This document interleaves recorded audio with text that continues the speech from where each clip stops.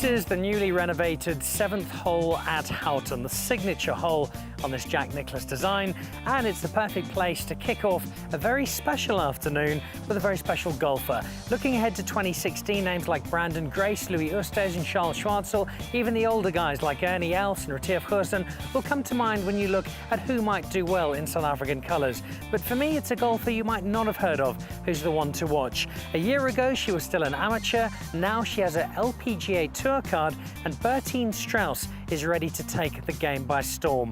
I've played with a lot of golfers, with Brandon Grace, with Louis Oosthuizen, with a number of professionals. Today I'll play with Bertine. I'll find out what her career's like been to date and what is in store for her come 2016. It won't be easy. She's playing with her very elderly agent, and together they're dressed like they're off to a rave in Springs. But armed with my father, who plays out of Rory McIlroy's club in Hollywood in Northern Ireland, Team Nicholl is representing the Dan Nicholl Show, and I think we're in for a pretty cool afternoon.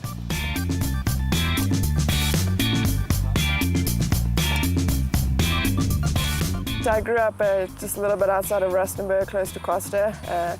In Millville, owned by Investec, is the golf course out there, and I was fortunate enough to play out there, and Sam Hackner from Investec allowed me to keep on playing there throughout high school. So every day after school I'd always go out there and play a few holes and practice, and I mean it's one of the best courses in the country, so I've been very fortunate to have that as a place to practice and to have their support as well. We've known her family for many, many years. She comes from Costa, and she was playing on the original Morningside course that became Millville. And the guys from Investec Bank, Sam Hackner, Robin Maggard, with the help of Sarah Nathan, spotted her on the course all those years ago. And that's how we've known her. We've known her, and they brought her to me, and I met the father and I met the mother. And we helped to guide her. We could obviously do anything. She's an amateur golfer, and she was an amateur. So, you know, we put her onto the amateur tour in this country, and she really, really did well. She won many, many tournaments as an amateur. You could always see she was mentally very strong. And she had in her mind that when she finished school, that she was going to go to college in America and further her career there. When I was 15, I made the senior national team, and I think then I started to realize, okay, maybe I'm pretty good at this. Maybe I can do it for a living. And as the years went on, I just fell more and more in love with the game, and it's given me a lot of opportunities. And here I am making a living off of it. So it's crazy to see how far I've come over the last 10 or so years. So we've heard from both Bertine and her agent just what a top talent she is. She's got her LPGA Tour card and she's set for great things, but how good a golfer is she really? And can she handle the pressure of being on the Dan Nicholl Show on the golf course? I'm about to take her on to find out.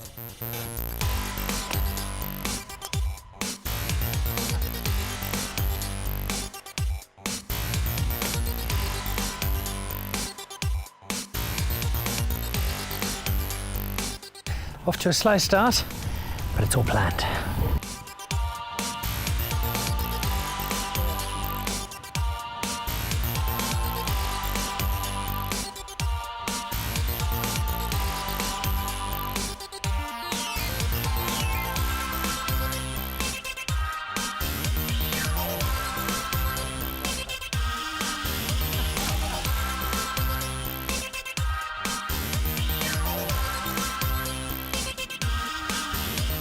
We're one down on the first. Again, all part of the plan.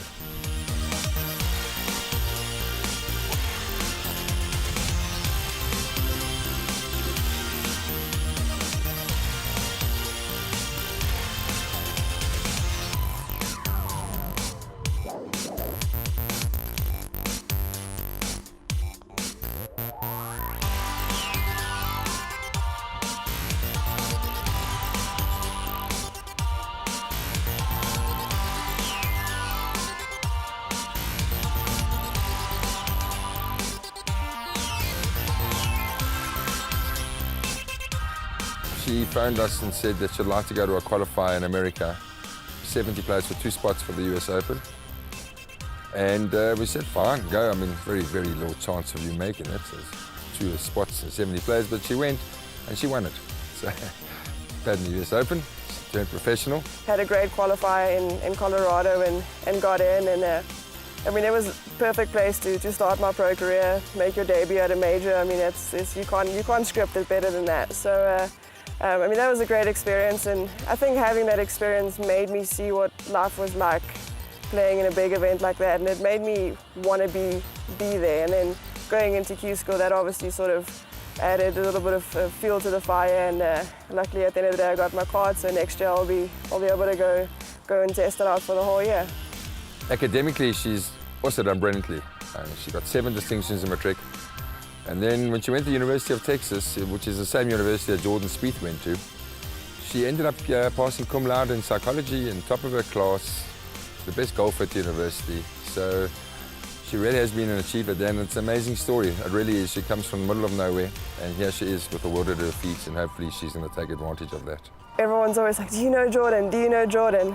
Yeah, we started our first year together, and we used to practice out at the same place every day and have some putting competitions. And I mean, he's done amazingly well within the last few years, and he's been a great ambassador for the golf program at Texas. And I think seeing him do that sort of inspires the rest of us. I mean, he used to be just a normal student like us, and now he's #1 in the world. So I think it serves as a big inspiration for the rest of us, and hopefully I can follow in his footsteps next year. Serving in women's golf is in the best space it's been in for quite a few years at the moment, and that's exciting to see. And hopefully girls like Bertine and Leanne and Stacey and Ashley are going to contribute to growing women's golf in this country. There's a lot of good players out there. I think Lydia Ko has pretty much dominated the women's game over the last couple of years, so I'm sure she's going to be someone to compete against, and I'd look out for myself. I mean, I'll back myself. So. I mean, if Dan could play like his pants, maybe there would have been a match, but so far he's not living up to the standards set by his pants, so we'll see what happens over the next few holes. It's come to my attention that Bertine's been making a couple of negative comments about my sartorial get-up. I think I look lovely and I'm in the Christmas spirit.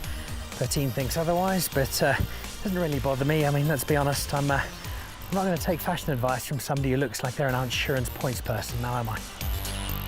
Closest to the pin for a Kit Kat. The stakes don't get much higher on international television. This is Dan Nicholl versus Bertine Strauss for not 1, but 2 Kit Kats.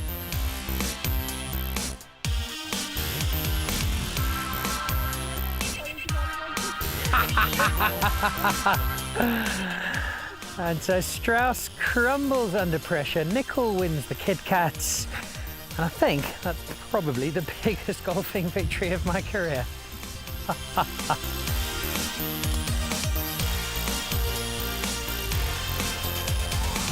So it's been a slightly emasculating round so far. Bertine has hit every single fairway, but more importantly, she's outdriven me by about 60 yards every time I've hit the ball. So this time, I'm going to try and at least get a little closer.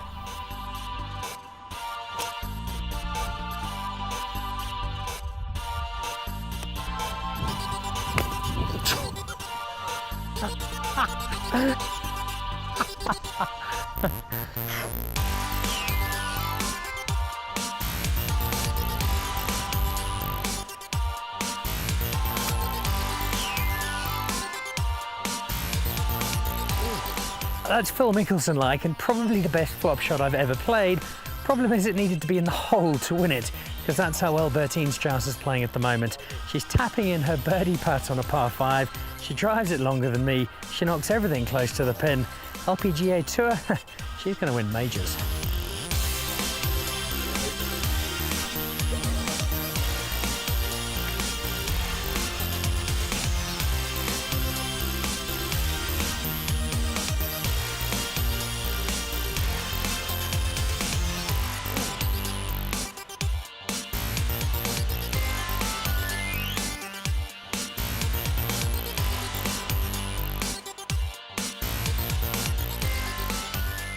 Oh. Cheers, guys. Unlucky.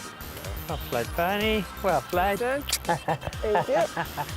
Thank you very much. Congratulations. Thank you. Unlucky. Hard luck. Thank you. Well done. All right. Well played.